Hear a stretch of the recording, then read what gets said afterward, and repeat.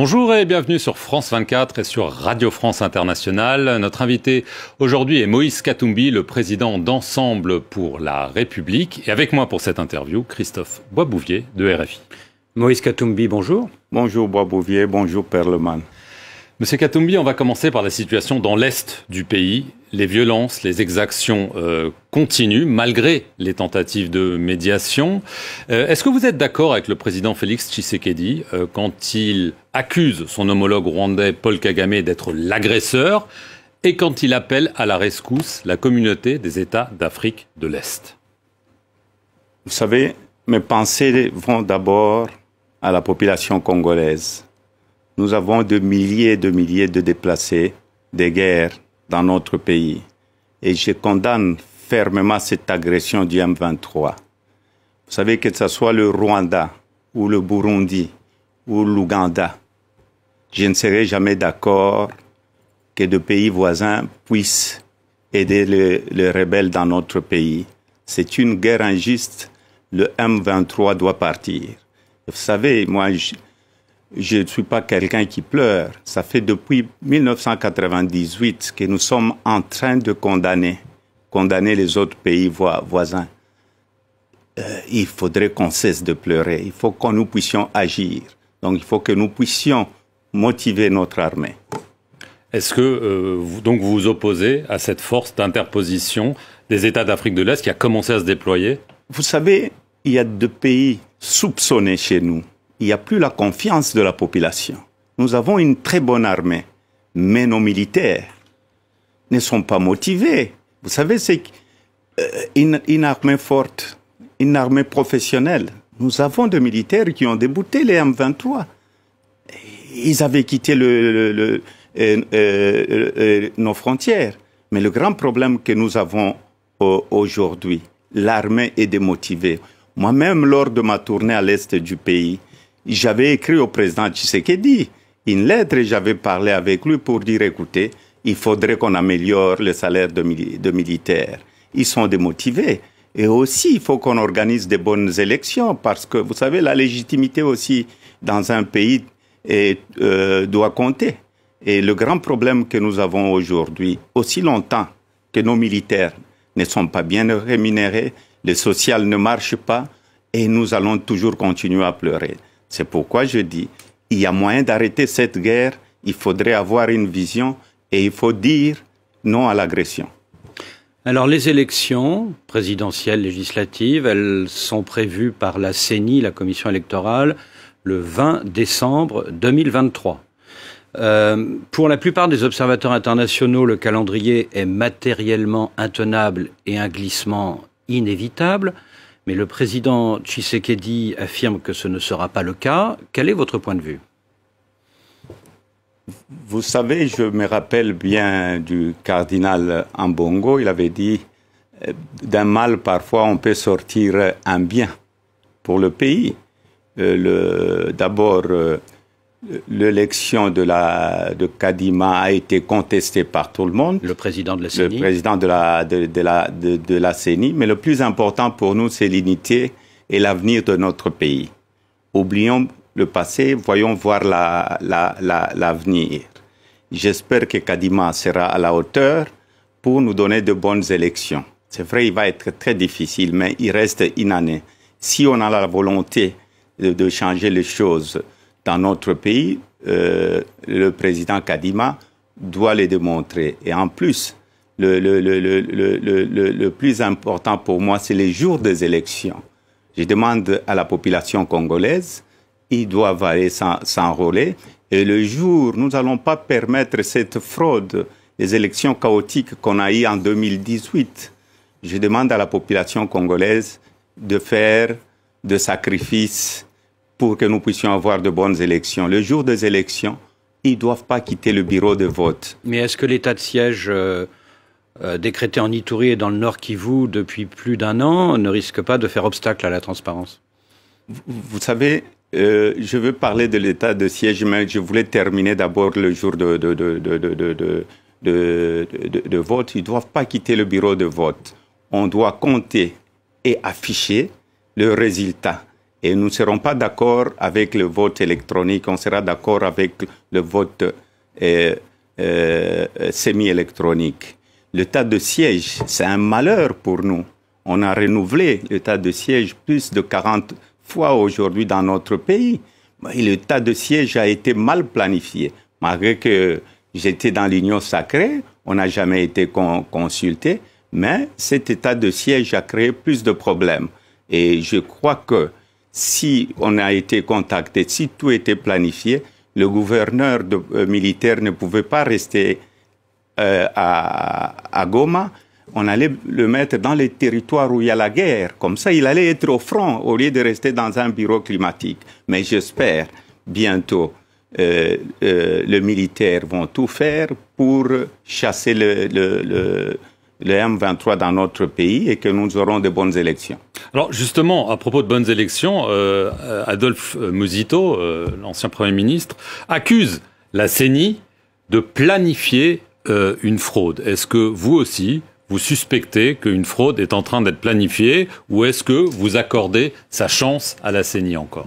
J'accorde la chance à la CENI. La seule solution, c'est la population. Elle doit rester vigilante, elle doit rester sur chaque bureau de vote. Elle ne partira jamais aussi longtemps qu'on n'a pas encore compté les voix et affiché le résultat.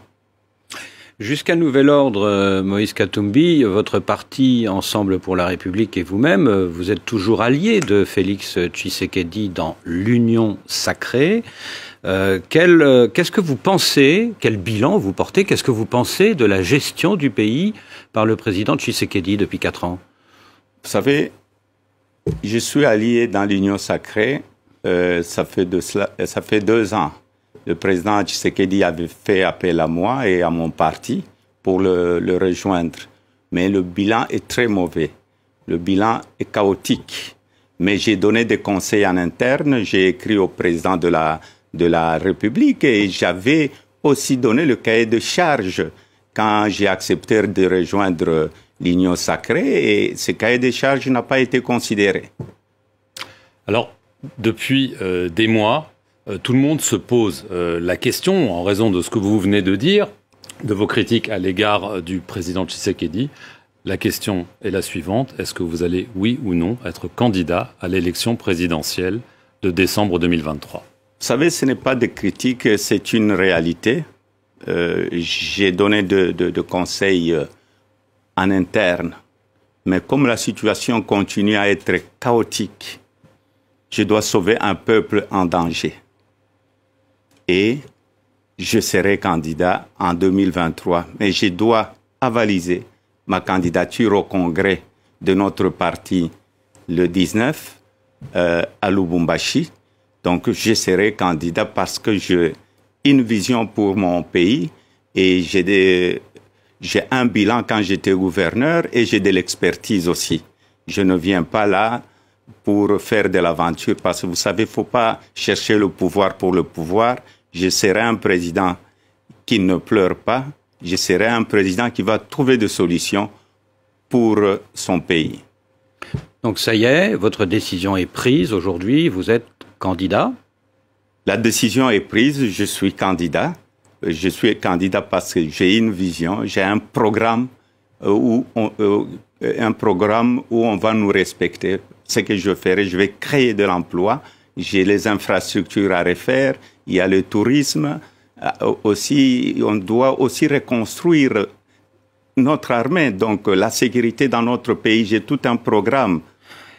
Alors cela signifie qu'avec votre parti Ensemble pour la République, vous allez devoir quitter l'Union sacrée.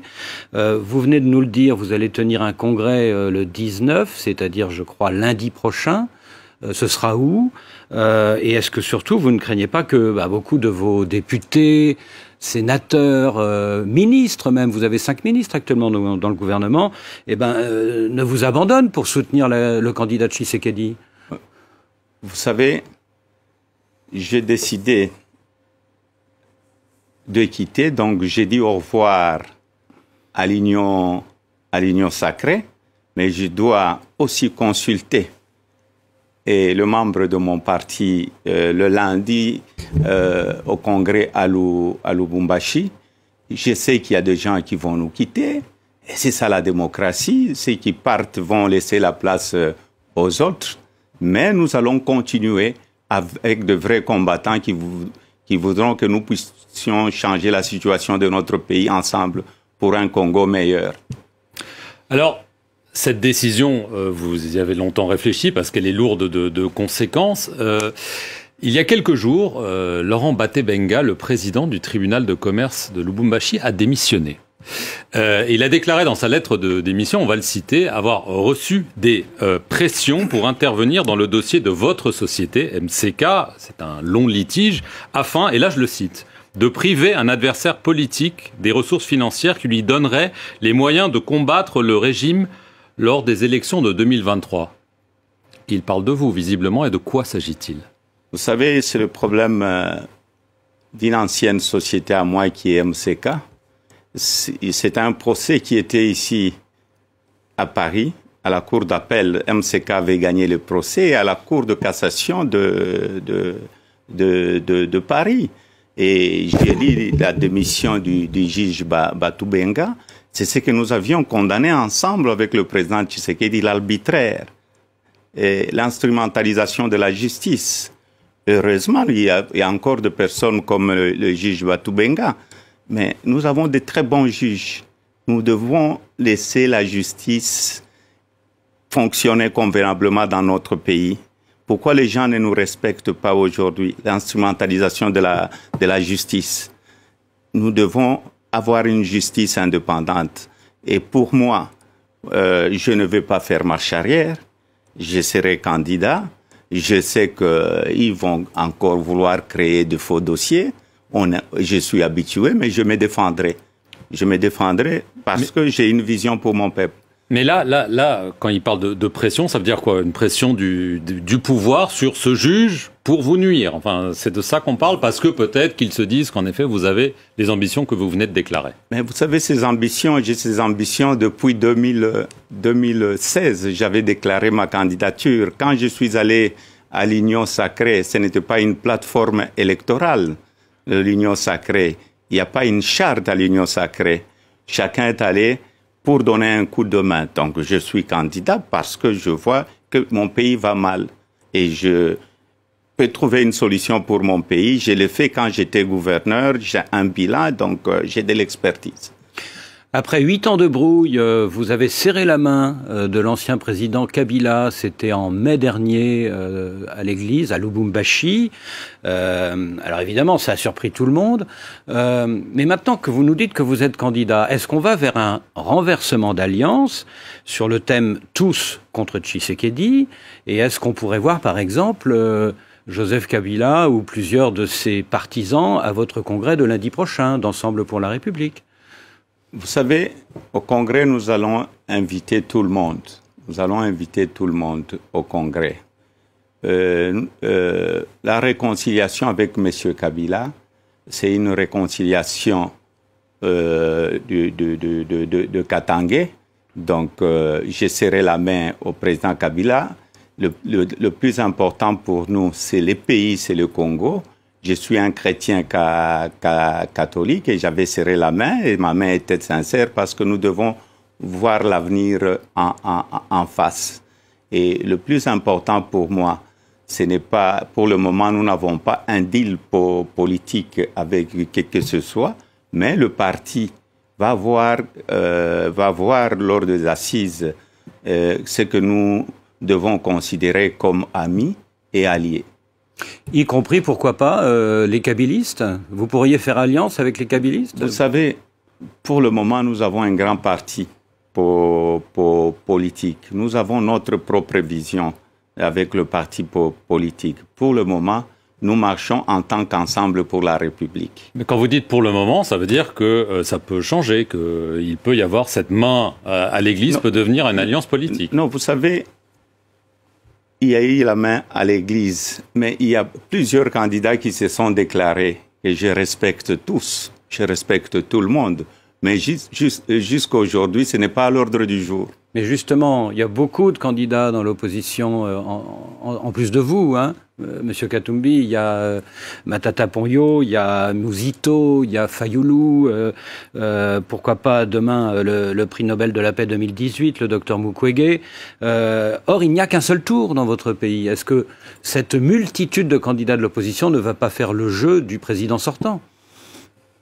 Vous savez, d'abord, je félicite mes frères candidats. J'espère peut-être qu'il y aura encore une femme qui va devenir aussi candidate. Mais c'est là, vous savez, le grand problème que nous avons aujourd'hui, c'est les élections à un tour. Le jour que je serai réélu président de la République, je vais remettre les élections à 2 tours. Donc, pour être président, pour avoir la légitimité dans notre pays, il faut avoir 50 plus 1. Si vous avez moins de 50%, vous ne pouvez pas défendre la population congolaise. Ça, c'est après 2023, mais là, on parle de maintenant. Oui, donc, quand je parle de maintenant, je n'ai pas peur. De toute façon, vous savez, la porte est ouverte à tous les candidats. Je l'ai fait.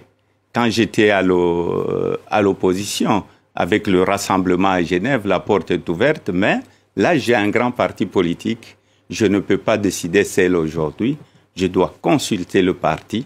Et si le parti me donne le mandat de négocier avec les autres, c'est ce qui serait une très bonne chose pour le pays. Merci, Moïse Katumbi, de nous avoir accordé cet entretien. Et merci à vous de nous avoir suivis sur nos 2 chaînes, France 24 et Radio France Internationale.